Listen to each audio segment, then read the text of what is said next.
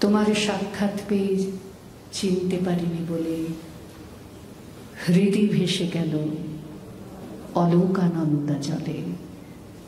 করো আনন্দ আয়োজন করে পড়ো, লিপি চিত্রিত লিপি আঁকা বাঁকা পাহাড়ের শালুতলে। যে একা ঘুরছে তাকে খুঁজে বার করো। করেছ অতল, করেছিলে?